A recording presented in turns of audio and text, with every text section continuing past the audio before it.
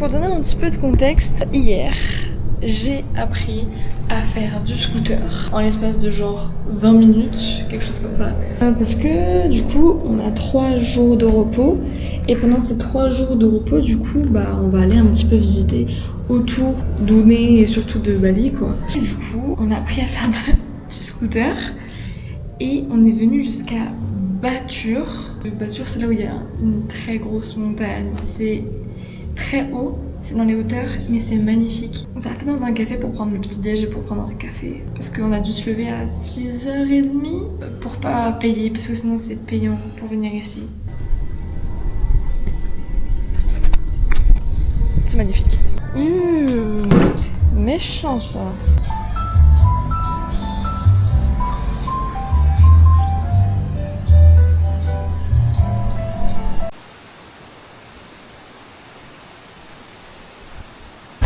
Bon, alors on est arrivé dans un temple. Quête la tunique, frère. Quête la tunique. Et moi, comme j'ai un pantalon, j'ai juste dû mettre ça.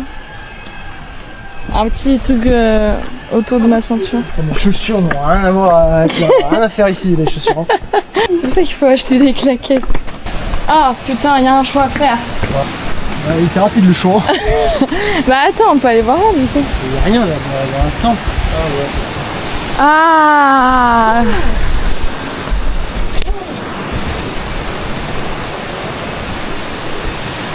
alors là-bas on voit une cascade, plutôt sympa.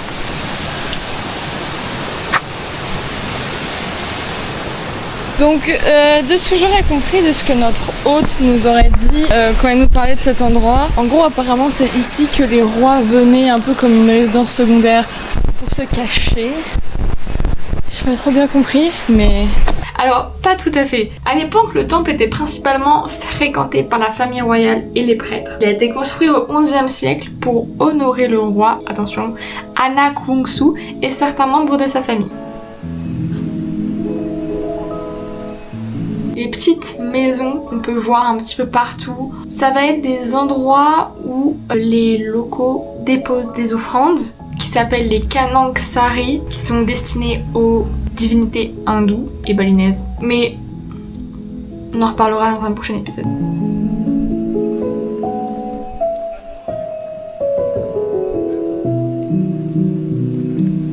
Pour partir un petit peu plus dans la géographie de ce lieu, donc il se situe à Tampak Siring, à Bali, dans le centre. C'est un lieu qui est plutôt connu et qui l'a rendu unique grâce à ses sanctuaires sculptés directement dans la roche, qui sont en réalité des tombes royales taillées dans la falaise pour protéger et sanctifier les dépouilles.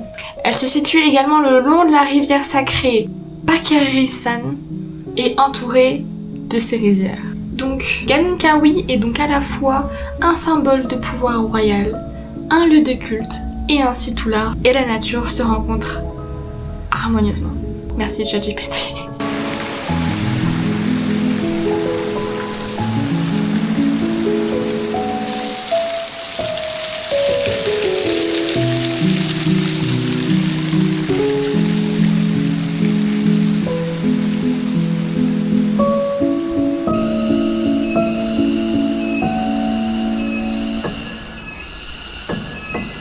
Il y avait beaucoup d'escaliers.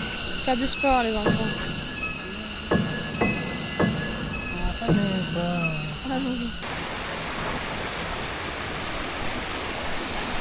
Bon, nouvelle excursion du jour, les cascades. En tout, l'entrée par personne, elle était à 30 000 par personne, donc ça fait 1,50 €. Donc c'est vraiment rien du tout pour 3 cascades. Donc c'est un peu de la randonnée. On peut se baigner aussi. C'est pas très beau. On peut aller dans l'eau là, tu vois.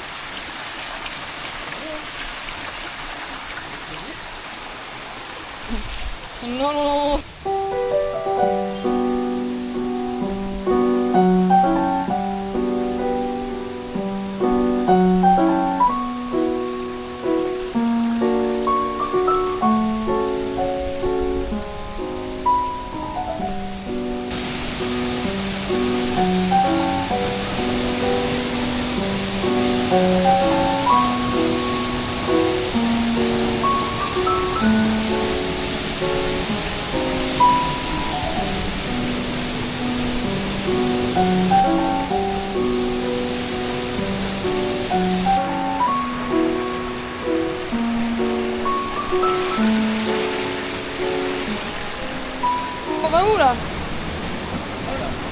la rivière.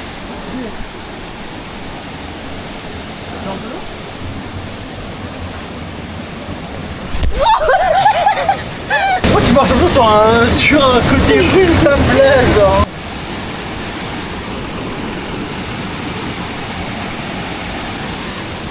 J'ai failli tomber.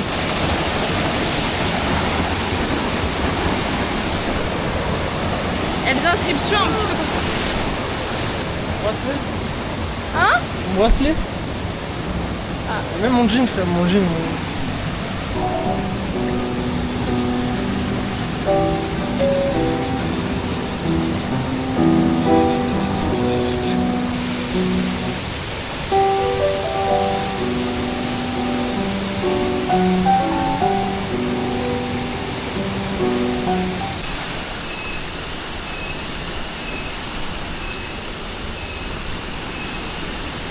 Il est tombé dans l'eau plusieurs fois, hein. 2 fois il est tombé. Ah, il y en a un, c'est un peu de 2 fois il est tombé. Ouais. Bon bah c'était cool hein. C'était cool. Petite marche. Petite marche quoi, voilà. Oh il y a du monde. Ciao. Je pense qu'il est en train de chier là. Ça pousse comme ça, frère. Ah ouais. Il joue même, ça joue? Bah je pense. Je sais pas moi. Ouais, j'essaie de me pêcher dans le.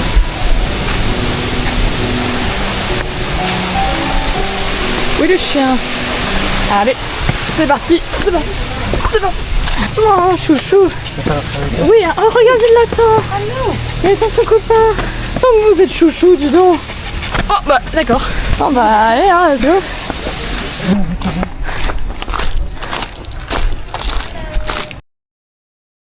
Petit café.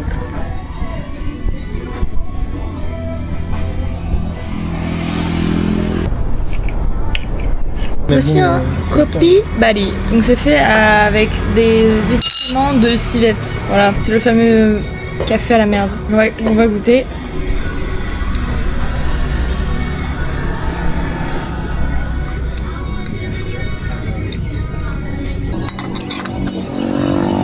Ah, en vrai ça goûte le café hein.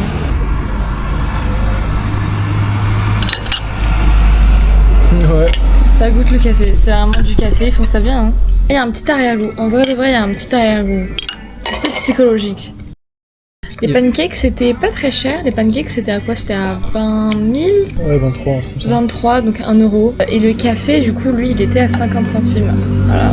Et le petit dragon fruit, super bon. À combien? 40 par contre je crois. En tout cas pas mal vu.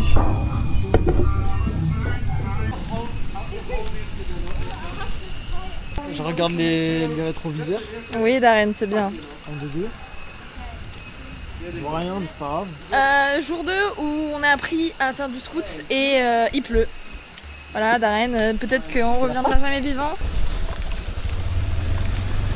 C'est littéralement le chemin que j'ai fait tout à l'heure et j'ai failli mourir 3 fois. Très compliqué de tenir un chemin quand c'est serré, en 2 roues. J'ai des problèmes de perspective. C'est... Oh non, on a les descentes. Bon j'avoue que j'ai un peu peur là parce qu'il y a des grosses descentes et ça fait flipper. Mais t'inquiète, comme c'est mouillé. Ça monte. Ça va mourir. Pas qu'il y a des voitures qui passent par contre.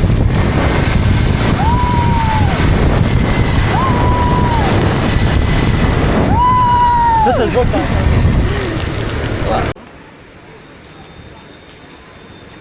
Je crois que c'est là-bas. Je peux pas bouger, c'est trop froid donc. Il est trempé. Il est trempé. Bon, bienvenue en cauchemar en cuisine en Indonésie. On va faire des crêpes avec les moyens du bord. Une marmite. De l'huile, une pâte à crêpes.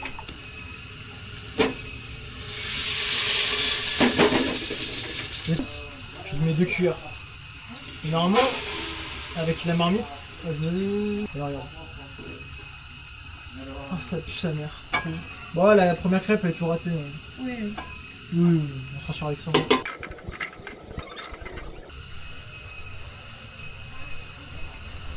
Oh putain. Oh putain, le carré.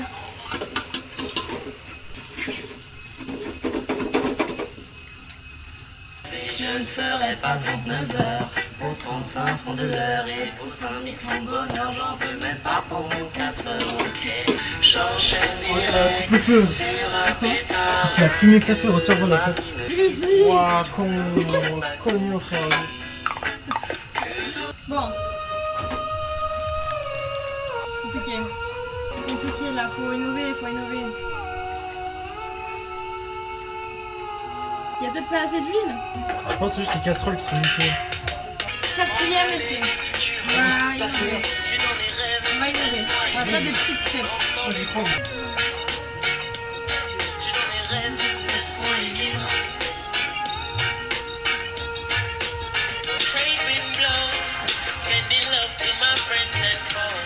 Frère, c'est la poêle.